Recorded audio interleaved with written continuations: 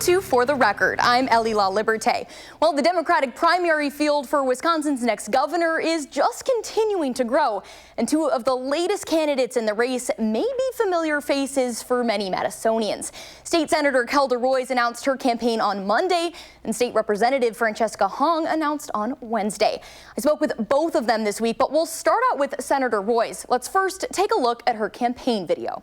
Wisconsin, we're in the fight of our lives for our democracy and our kids' future. But I've been in this fight before. When Scott Walker attacked Wisconsin workers, I was there. Now, as extremists attack our freedoms while families struggle to get by, we're fighting back together. Now, this race is nothing new to Senator Roys. She previously ran for governor in 2018. Before that, she served in the state assembly from 2009 to 2013. She then opened a small business after the term, and in 2021 was elected to her current seat representing Madison in the state Senate. But now she's focusing part of her campaign on lifting up the middle class. We need to be funding our public schools. We need to be expanding access to health care for people, especially at a time when health care options are disappearing and the costs are skyrocketing. We also need to look at housing costs, right? There's a lot that we need to do to help Wisconsinites thrive and make ends meet, and that's what I'm basing my campaign on.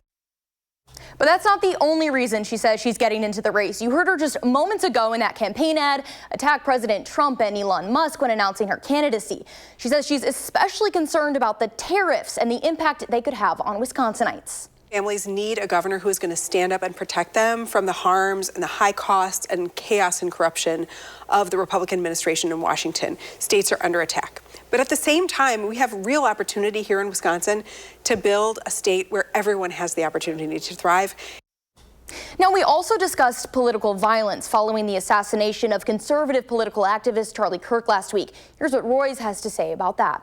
It's unacceptable, and every political leader needs to speak out clearly against that. We had the assassination of a Democratic lawmaker and her husband, and others were shot. I don't think that any political leader should be trying to manipulate the public into saying that this is a both sides problem.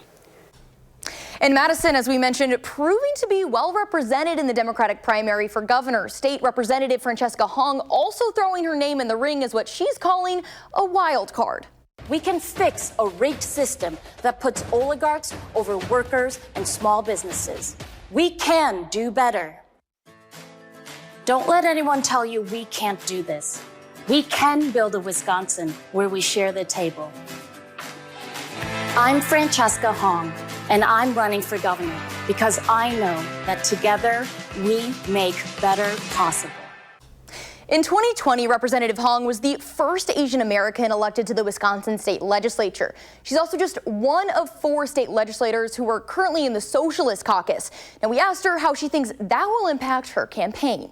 Regardless of political identity, I care about people who care about their community too. And it's going to take bold solutions and policies that guarantee universal child care, guarantee paid leave, fully fund our public schools, healthy school meals for all of our kids. Now, Hong, as a single mom and bartender, champions herself as the candidate for working Wisconsinites. This is a moment where we need a movement. And being a community organizer, knowing what it's like to work in restaurants and juggle multiple jobs, being a single mom and trying to make sure that I can, afford my rent. This is where we need a working class person to build working class power. And just like Roys, we asked Representative Hong about political violence and safety for her campaign. While there is always going to be concern around safety, I think we have to meet fear with moral courage. And the more folks who are choosing courage to combat fear, I think it'll be easier to keep each other safe. Now, this is the first time in roughly 15 years that the race for governor is open with no incumbent running. So let's take a look at who else is already announced. In the Democratic primary are Lieutenant Governor Sarah Rodriguez, Milwaukee County Executive David Crowley, and beer vendor Ryan Sternad. Then on the other side of the ticket are Washington County Executive Josh Schoeman and Milwaukee businessman Bill Berrien. The official primary for the gubernatorial race is scheduled for Tuesday of August 11th, that of next year. And now to an update a story we first brought you last week. The 22-year-old accused of shooting and killing conservative activist Charlie Kirk made his first court appearance virtually from jail on Tuesday. He's accused of aggravated murder, a charge that could bring a death sentence. Now, the fallout from Kirk's death still making headlines. Jimmy Kimmel was indefinitely suspended from ABC this week over comments he made about Kirk's death. But controversy over responses over the assassination of Kirk aren't limited to just national figures. Here in Wisconsin, Eau Claire City officials catching heat from Congressman Derek Van Orden over comments made about Kirk. In response, Van Orden is working on legislation that would prohibit federal funding from entities that employ people who, quote, condone and celebrate political violence and domestic terrorism. If they have people in leadership that are saying this stuff in public, what are they saying in private? How are they skew the funds to help people who share their political beliefs if they're willing to mock the assassination of a conservative? And U.S. Representative Mark Pocan responding to Van Orden's proposal, calling it in part an infringement on free speech. You can say stupid things. That's one of the maybe great things of this country, but you have the right to have that speech. No one should ever be hurt or killed because of that speech, but you also shouldn't lose your job or threaten funding. The city of Eau Claire is also saying in a statement, quote, Congressman Van Orden has been an important partner in securing federal aid for our region, adding later that, quote, we hope and expect that federal funding will not be impacted. And Law Forward has filed a class action lawsuit on behalf of 193 voters whose ballots went uncounted in the November 2024 election. And in short, that lawsuit is looking for money. Now, the missing ballots would not have changed the outcome of any race, but Law Forward argues this lawsuit will set an example. What is the price of a vote? That's the question Law Forward President Jeff Mandel is asking. If a vote is not counted, if a vote is interfered with, that comes with a cost. Mandel says the law firm is filing this class action lawsuit against the city on behalf of 193 voters whose absentee ballots went uncounted in the November 2024 election. In March, the firm filed a notice of claim that identified damages at $175,000.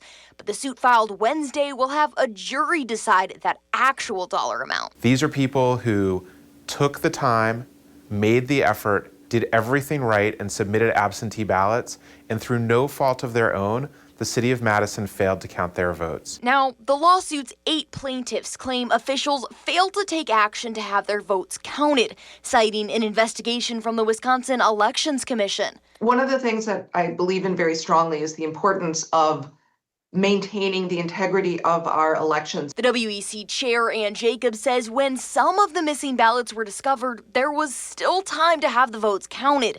But instead, the former clerk went on vacation the next day. So what we found is that there was no leadership, no urgency, no concern about these ballots being found. In response, the acting Madison clerk, Michael Haas, says the city is working to rebuild trust with voters, saying, quote, the city has made significant changes to the way it processes absentee ballots and strengthened its documentation protocols, adding later, quote, we are confident that what happened in November 2024 will not be repeated. This is a deeply unfortunate incident, but was a series of compounding errors, and we expect that we will be successful. And next on For the Record, the village of DeForest held a special election this week. How it all began from fluoride in the drinking water.